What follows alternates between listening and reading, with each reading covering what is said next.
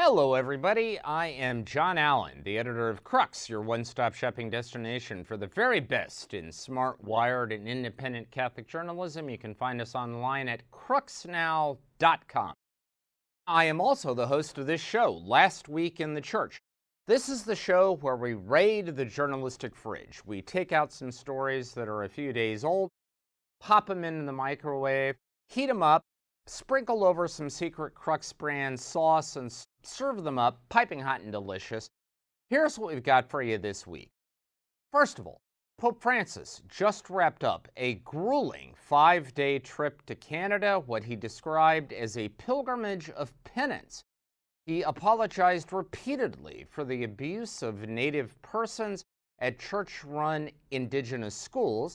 We're going to ask 3 questions about this trip. First, was it enough? Did the Pope's apologies actually trigger a new period of healing and reconciliation? We'll explain why in many ways that's a nonsense question. Secondly, what's next? Now that the Pope is back from Canada, what's on his to-do list? And then third, how's he going to do it? The Pope has acknowledged new limits on his physical capacity. What does that mean in terms of his ability to do everything that is facing him? And then we're going to have 2 other notes. First, nastiness in Nigeria. Kidnapping and, in some very sad cases, killing Catholic priests has in many ways become the country's biggest growth industry. We'll explain what that means. And then finally, an aquatic mass. A mass under the water at a popular Italian beach has become a new subject of controversy. We'll explain what's going on there. All that and more is waiting for you this week on Last Week in the Church, so please, for the love of God, stick around. Okay, everybody, happy Tuesday to you. Happy Tuesday, August 2nd. In the year of our Lord 2022. Hope you are having a great summer and that you're not boiling up because of the record heat in so many parts of the world. Here in Rome, the old saying is that the only things that move in the city of Rome during the month of August are cani e americani, dogs and Americans. The idea is that everybody else empties out because it's vacation time in Italy. However, this August is a little bit different. Not only do we have a consistory for the creation of new cardinals at the end of August, and then 2 days of meetings with all the cardinals of the world, but we also have snap national elections in Italy set for September 15th, which means that this is an electoral campaign, as the Italians say, sotto le ombrelloni, that is, under the beach umbrellas. And so it's a very busy and occupied August. And we're going to try to break down all of the news that matters during this month. So we begin this week with Pope Francis, who returned on Saturday from a 5-day odyssey in the nation of Canada. The Pope, in advance of that trip, described it as a pilgrimage of penance. This due to recent revelations of abuses, sexual, psychological, emotional, even cultural abuses that occurred at church-run residential schools in Canada during the 19th and 20th centuries. The Pope, this has created a national scandal in Canada. It has put a spotlight on the fate of the country's Indigenous peoples. There are about 2 million Indigenous peoples in Canada, but they punch well above their weight in terms of cultural, historical, social, and even political significance. The Pope had said at the outset that he wanted to go there to make amends. He had met with a delegation of Indigenous persons representing various Indigenous groups in Canada in April here in Rome. He apologized to them directly here in Rome. However, one of the core demands of the Indigenous peoples and also of a Truth and Reconciliation body in Canada was the Pope come to the country and apologize directly on the soil of the indigenous persons, given the sacredness of land in indigenous cultures. And so the Pope desperately wanted to do that, and he did. He left last Monday and stayed in Canada through Friday evening, returning to Rome on Saturday. He met with indigenous persons several times during the course of his journey and issued multiple apologies. He apologized for the sins of many Christians against indigenous persons. He apologized for what he described in his airborne press conference on the way back to Rome as a cultural genocide. And the whole point of this trip, in many ways, was to demonstrate to indigenous persons, not only in Canada, but really throughout the world, that the church has turned over a new leaf, that it is no longer a colonial power looking to destroy or eradicate indigenous cultures. It is now a friend of Native peoples trying to celebrate, preserve, defend, and transmit those cultures. Now, the question that many media outlets and other commentators were asking at the end of this trip was it enough?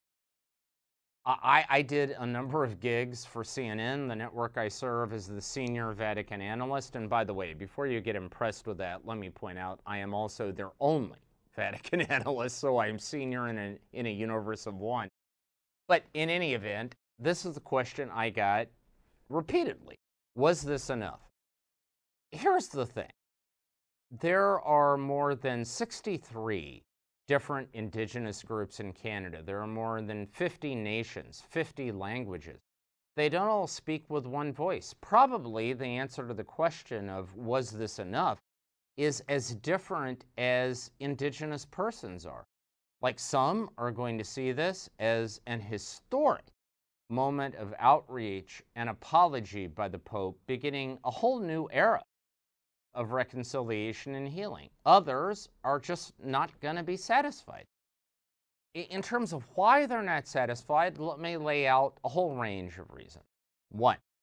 One of the requests of some indigenous persons in Canada was that the Pope formally repeal what is known as the doctrine of discovery. This is a kind of justification for the colonization of the New World that is associated with a number of papal bulls, most prominently Inter Catena, issued in 1493, which said that the barbarous nations of the New World must be subjected to the Christian faith. And it was used by the legal systems of a number of countries in the Americas, including Canada, including the United States, including some countries in Latin America, to justify the subjugation of Native peoples, putting them in reservations, depriving them of their lands, depriving them of their assets.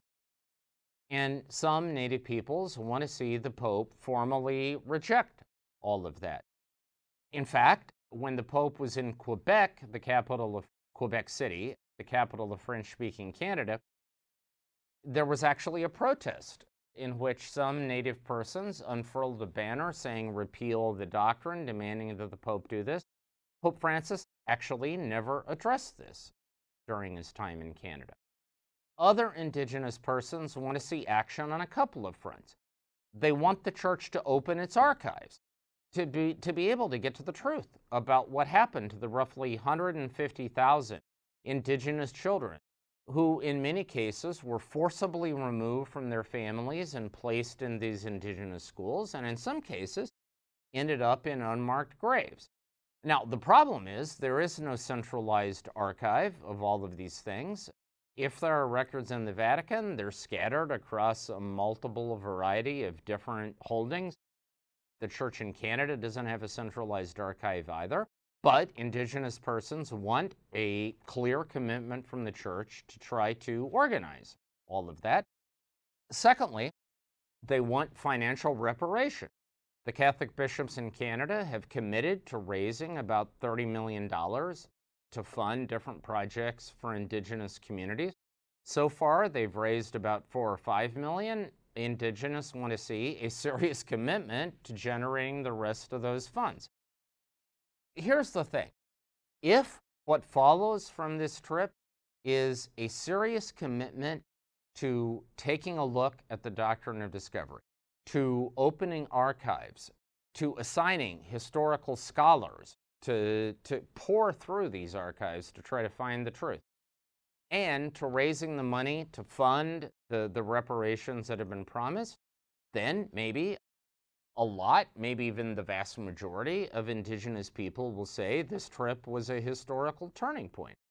If those things don't happen, then many of them will say, hey, maybe this was a hollow PR exercise. In other words, right now, asking whether this was enough is a kind of nonsense exercise. We have to see what comes out of it. And if what comes out of it is something that most indigenous people in Canada and around the world are willing to accept, then it will be remembered as one of the great moments in modern church history. If that doesn't happen, we will see. All right, secondly, what comes next? Now that Pope Francis is back from Canada, what is on his to-do list? The thing of it is, it's a pretty crowded list. Here's the thing. Pope Francis's team had said that after he gets back from Canada, they will evaluate his physical condition with an eye towards whether the Pope, this month in August, is going to be able to go to Kiev in Ukraine in order to demonstrate his concern for the ongoing war in Ukraine, triggered, of course, by the Russian invasion on February 24th. The Pope has said he wants to do it. He's also said, by the way, that he would like to go to Moscow before he goes to Ukraine so that he can have a conversation with Russian President Vladimir Putin and try to convince him to stand down. That is a fairly ambitious wish list, all in and of itself. We now have to evaluate whether that's going to be possible.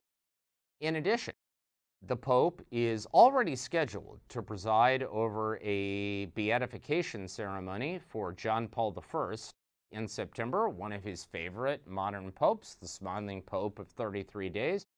Before that happens, he's got a consistory for the creation of new cardinals on August 27th. He is supposed to go to L'Aquila in central Italy to preside over an annual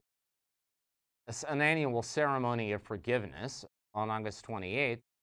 And then August 29th and 30th, he's got meetings with all the cardinals of the world here in Rome. Later in September, he's already said he wants to go to Kazakhstan because there's going to be a Congress of World Religions there. This would also create the opportunity for him to meet with the Patriarch of the Russian Orthodox Church. And then he's got a trip to South Sudan and then the Congo that he canceled early. Sorry, he did not cancel it. He postponed it earlier in the month of July, but he said he wants to make it up. That's probably going to have to be next year, given climatic conditions and the weather. In other words, and before I forget, the Pope also has the implementation of his recent reform of the Roman Curia, which has been decreed. But the thing of it is a classic mistake of bureaucracies to think that merely creating new structures is the same thing as reform. No, it isn't. New structures could easily replicate the mentalities and the behavior of earlier structures unless somebody is riding herd to make sure that doesn't happen. That's going to be Pope Francis's task going forward. And in addition, he also has the Vatican's trial of the century, this prosecution of 10 different figures, including for the first time a cardinal of the Catholic Church, Italian Cardinal Angelo Becciu, the Pope's former chief of staff, for various forms of financial corruption, which looks like it could drag out until eternity. There are like 200 witnesses still to be heard. The Pope has to make decisions about how long this is going to go on and when the end game has arrived. And so this is a very crowded agenda. And the question is, how the Pope is going to manage all of this. Charles de Gaulle, the famous leader of France, once famously said, that to govern is to choose. In other words, to be in charge is to make hard choices about what is most important and where you want to spend your resources. Pope Francis is going to have to make some hard choices going forward about where he's going to invest his time and energy. All of that is going to be fascinating to observe. And then the third question about the Canada trip, or in the wake of it, is how's he going to do it? Because here's the thing. On the papal plane on the way home, Pope Francis was asked a question during one of these famous airborne news conferences about how he's doing. And what he said is, look, here's what I've realized. Going forward, I'm not going to be able to do as much as I used to. I'm going to have to scale back. I can't travel the way I used to. I can't keep up the same pace that I used to. This, of course, because of his various health challenges, including the osteoarthritis in his right knee that has made it difficult for him to stand, walk, be in one place for any particular length of time. And he also said that while I'm not thinking about resignation right now, this doesn't mean that tomorrow resignation might be a live possibility. In other words, Pope Francis is caught between a rock and a hard place. He's got a lot he wants to do. There are a lot of things that he wants to bring to conclusion. At the same time, he is also conscious that his physical capacity is increasingly limited, and the day may be coming, and not that far in the future, in which he's simply not able to do it anymore. Now, look, if you want a template for how Pope Francis can manage travel between now and whenever he decides the end has come, it's probably the papacy of John Paul II. I would remind you that John Paul II made his last international journey in 2002. He went to Canada, ironically enough, in the summer of 2002, and then he went to Mexico and Guatemala. For the next 3 years of his papacy, he traveled only inside Europe. Pope Francis could do something like that, taking shorter, less demanding trips, and in the meanwhile, trying to preserve his energies for the internal management of the Vatican and the Church. But what that is going to mean in terms of the Pope's direct engagement with the critical issues facing the Church and this papacy, that all remains to be seen. We will, of course, be tracking that on the Crux site as it develops. All right, and then 2 other notes this week. First, we begin with the nastiness in Nigeria. Now, let me confess that I absolutely love the nation of Nigeria. It is my favorite country in Africa. I have often said that I am, in many ways, a white Nigerian. That is to say, I think of myself as a Nigerian in everything other than birth and skin color. Like, Nigeria is loud. I'm loud. It's brash. I'm loud. Brash. It's bold. I'm bold. I love absolutely everything about it. And the former Cardinal Archbishop of Abuja, Cardinal John Onaikan, once declared me an honorary Nigerian. And so, to me, this is like a second home. However, I need to acknowledge that Nigeria these days is a troubled place. According to Open Doors International, which is a Protestant watchdog on anti-Christian persecution, Nigeria is second only to Pakistan in terms of the daily level of violence directed against Christians. In the year 2020, which is the last year for which we have hard data, there were 3,305 Nigerians who were physically persecuted because of their Christian faith. In the first 6 months of the year 2022, there have been more than 20 Catholic priests who have been kidnapped. Well, in some cases killed. The latest example is a Catholic priest by the name of Father John Mark Chitnam, who was kidnapped on July 15th and whose body was discovered on July 19th. He was kidnapped along with a second Catholic priest who was able to escape and get back to his parish. Now, in many cases, these kidnappings are basically revenue stream for various criminal gangs, some of them of Islamic inspiration, but not all of them. Basically, they think of the Catholic Church as an organization that's got deep pockets, and so if they kidnap a priest, they think the church would pay to get this guy back. But in other cases, these are jihadist groups that want to basically grab and then kill priests because they are opposed to the presence of Catholics and more broadly Christians in the nation of Nigeria, which is it's a country of 270 or so million people, roughly evenly divided between Christians and Muslims. Here's the thing. The government of Nigeria has promised to expend resources to protect Christians, but clearly it is not working. Nigeria is facing national elections next year in 2023. The security of religious minorities, although Christians aren't actually a minority, they are, according to most counts, actually the majority of the country. But nevertheless, the security of Christians is destined to be a major electoral issue because of the failures of the government. Look, all of us have an investment in the fate of the church in Nigeria. Nigeria is the largest mixed Christian-Muslim nation in the world. It is also a bellwether of African Catholicism, which is destined to be the motor fuel of the Catholic Church in the 21st century. We want Nigeria to work. And so the insecurity and the physical attacks on Christians, specifically Catholics, and more specifically Catholic priests in Nigeria, I don't care how remote that seems to you, how removed from your daily concerns it seems.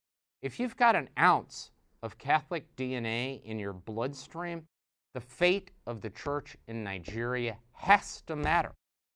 And so it is important that all of us insist that the current government of Nigeria and whatever government follows in 2023 takes this seriously and steps up. In the meantime, our prayers and our concern for the church in Nigeria are desperately important. All right, finally this week, a story out of Italy. So, as we all know, Pope Francis has legendarily called on the Catholic Church to meet people where they are. We're not supposed to wait for people to come through the doors of a parish. We're supposed to go out into the streets and the markets, the highways and byways of the modern world and meet people where they live, right? And try to bring the gospel to them. So recently, there was a Catholic priest in Italy, a guy by the name of Father Mattia Bernasconi, who did this in a somewhat unusual way. Basically, Bernasconi is a priest of the Archdiocese of Milan. In late July, he was the chaperone, if you like, of a group of about 20-something teenagers, Catholic teenagers from Milan, who had volunteered to be part of an anti-mafia effort in the southern Italian province of Calabria, cataloging and cleaning up property seized from the mob. They had put in a week of hard work, and at the end of this, Father Bernasconi wanted to take them to the beach, okay, to celebrate their hard work. Now, while they were at the beach, he had said, we're going to have Mass. The original plan was to have this Mass in a private section of the beach that was under the shade, but when they got there, it turned out another group had reserved this shaded area, so they couldn't do it there. He then wanted to go into a nearby forest, but it turned out that forest was occupied too. And so he was left with this. Basically speaking, they went back to the beach. There was a couple there who knew that he was trying to celebrate Mass that said, look, if you want to go into the water right off the beach and stand where the water is kind of waist high so you're cool, we'll give you our inflatable mattress. You can use that as an altar, and you can celebrate Mass. Father Bernasconi agreed. He celebrated this Mass in the water on an inflatable mattress as the altar. Naturally, this being the 21st century, all of this was filmed by bystanders and immediately uploaded to like YouTube and Instagram and all these other social media channels, and it became a cause célèbre. The diocese in Calabria, where this occurred, put out a statement denouncing it. The local police announced that they were going to be investigating Bernasconi for what is, to this day, still a crime in Italy. It's called offense against a religious confession, which carries a fine of somewhere between $2,000 and $6,000. Bernasconi posted a heartfelt apology on the website of his parish in Milan, basically saying, "Look, I am really sorry. I didn't mean to turn the Mass into something banal. It's just these kids were expecting a Mass. I didn't want to disappoint them. This was the only option that we had." There were actually some people at the beach who came in and joined us because they saw that a Mass was going on. I was very careful about, care of the Eucharistic elements and so on. I realize maybe I was way too naive. I am so sorry. Please forgive me. Please give me credit for my good intentions and overlook my naivete. Here's the thing. Look, okay, maybe this was a dumb idea, right? Maybe he just should have said, look, Mass today isn't going to be possible, or when we get back to where we're staying, I'll do it in one of our rooms or something like that, right? There were probably better choices available. But on the other hand, what's this guy's real crime? I mean, the real crime is he was trying to evangelize a group of adolescents who, under other circumstances, probably would never darken the door of a Catholic church, and he wanted to make the Mass available to them. Was it maybe not the best idea? Probably. But was it an example of somebody trying to act upon the Pope's injunction to meet people where they are and trying to make the church present where real people actually live and move and have their being? I would say so. So my hope is that Father Mattia Bernasconi is not going to face a fine from Italian authorities. He's not going to be censured by his archdiocese. He'll probably get his knuckles rapped and reminded that Mass ought to be celebrated in a setting that is worthy of the sobriety and reverence that is due to the Catholic liturgy. But at the same time, I hope his good intentions aren't shot down, because let's face it, a 36-year-old Catholic priest who is a soccer player and co-founder of a rock band, who is trying to bring the word and the bread of God to young people in this day. That guy deserves not to be shot down. He deserves to be encouraged. Don Matteo Bernasconi, all I have to say to you is keep it up. Maybe not in the water anymore. Try to keep it on dry land, but keep it up. All right, that is our show for this week. Thank you for being with us. We will be here next Tuesday, same bat time, same bat channel. In the meantime, stay safe, stay healthy, stay cool, have a fantastic August, and we will talk to you again soon.